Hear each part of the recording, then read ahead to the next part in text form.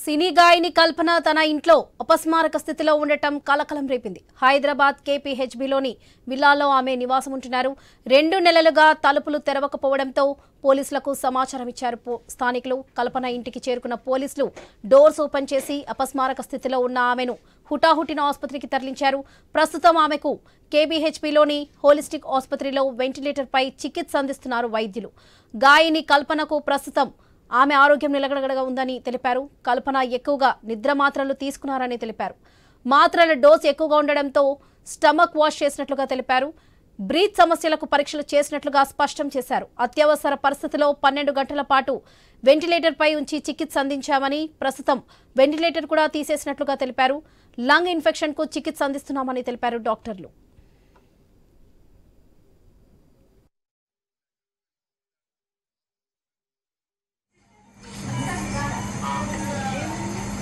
నిజాంపేట్ బ్రాంచ్కి అత్యవసర భాగానికి నిన్న అపస్మారక స్థితిలో తీసుకొని రావడం జరిగింది. నేను ఇమీడియట్గా అందరం డాక్టర్స్ ట్రీట్మెంట్ వెంటనే ఆవిడకి తగిన ట్రీట్మెంట్ చేసి, కొంచెం నిన్న సిక్గా ఉన్నారు, దానివల్ల వెంటిలేటర్ పెట్టడం జరిగింది. ఐసీయూ డాక్టర్ గారు, లంగ్స్ డాక్టర్ గారి సహాయంతో ఇవాళ ఉదయం వెంటిలేటర్ తీసేయడం జరిగింది. రైట్ నో ఇప్పుడు ఆక్సిజన్ మీద ఉన్నారండి, స్టేబుల్గానే ఉన్నారు. నెక్స్ట్ ప్రోగ్రెస్ చూడాలి. I'm Kalpana Raghavendra, Prasad Prabhakar's daughter. My amma ki no issues. She's perfectly fine. My amma, she's a singer. She's doing her LLB and also doing her PhD. So danvalla she has insomnia. So to treat her insomnia, doctor had prescribed her a tablet and she had consumed that in an overdose. Like she had overdosed slightly. This is not a suicide attempt. It's just a slight overdose because of stress, in like general life stress. Please do not manipulate any information. Our family is perfectly fine. My mom and dad are very much happy. I am happy. Everybody is perfectly fine in my family. Please manipulate cheyyudu. Everything is perfect, and my mom, she'll be back in a few days. So thank you, that's all. సినీ గాయని కల్పన తన ఇంట్లో అపస్మారక స్థితిలో ఉండటం కలకలం రేపింది. హైదరాబాద్ కేపీహెచ్బీలోని విల్లాలో ఆమె నివాసం ఉంటున్నారు. 2 రోజులుగా తలుపులు తెరవకపోవడంతో పోలీసులకు సమాచారం ఇచ్చారు స్థానికులు.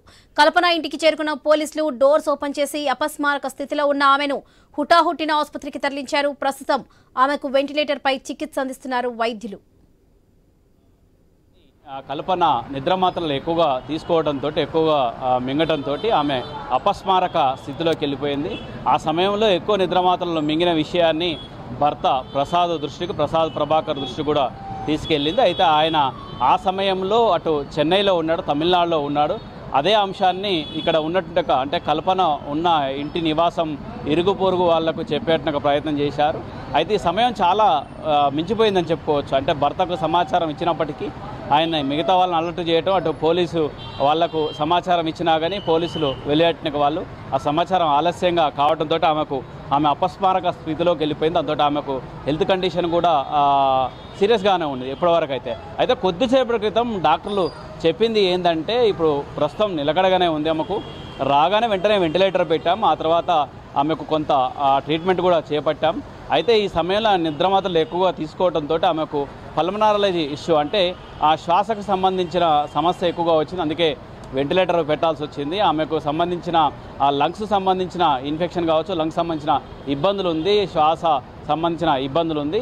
ఆ ఇబ్బందులు తొలగిపోయే విధంగా మరో 12 గంటలైతే ఏదైంది చెప్పలేమని చెప్తున్నారు. ప్రస్తుతం వరకు ఆమె ఆరోగ్యం నిలకడగానే ఉన్నట్టు డాక్టర్లు చెబుతున్నారు. మొత్తానికైతే ఆమె ఆరోగ్యం అయితే ప్రస్తుతానికి నిలకడగానే ఉందని చెప్పుకోవచ్చు. కల్పన ఆరోగ్యం అయితే కల్పనకు సంబంధించిన ఆ బంధువులు కావచ్చు, చూస్తేనే కూడా ఇదే హాస్పిటల్, ఇప్పుడు నిజాంపేటలోని ఇదే హాస్పిటల్లో చూస్తేనే కూడా వచ్చారు. ఇంతకు ముందుకే గీతా మాధురి కావచ్చు, సునీత కావచ్చు, ఇలాంటి గాయకులు కూడా వచ్చేసి చూసి వెళ్ళిపోయారు. ఎలా ఉంది ఆమె ఆరోగ్య పరిస్థితి, కల్పనకు సంబంధించిన ఆరోగ్య పరిస్థితి ఏ విధంగా ఉందన్న సమాచారం తెలుసుకొని వెళ్ళారు. మిగతా గాయకులు, సినీ ప్రముఖులు కూడా ఆమె ఆరోగ్యం ఎలా ఉందని తెలుసుకుంటున్నారు, ఇక్కడికి వస్తున్నారని చెప్పవచ్చు.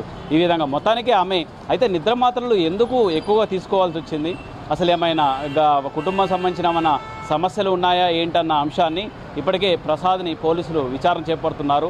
ప్రసాద్ ప్రభాకర్ అంటే కల్పన భర్తను. అంతేకాకుండా ఆమె నుంచి కూడా ఆమె స్పృహలోకి వచ్చిన తర్వాత ఇప్పుడే ఆమె ఆరోగ్యం కోలుకుంటుంది. ఆమె స్పృహలోకి వచ్చిన తర్వాత ఆమె నుంచి కూడా పోలీసులు స్టేట్మెంట్ తీసుకుంటారు. ఎందుకు ఎక్కువ నిద్ర మాత్రలు తీసుకోవాల్సి వచ్చిందన్న కోణంలో కూడా విచారణ చేపడతారు పోలీసులు. అయితే ఆమె ప్రస్తుతానికైతే ఆరోగ్యం నిలకడగానే ఉందంటూ వైద్యులు చెప్తున్నారు. దాంతో కాస్త నిలకడగా ఉందని చెప్పుకోవచ్చు.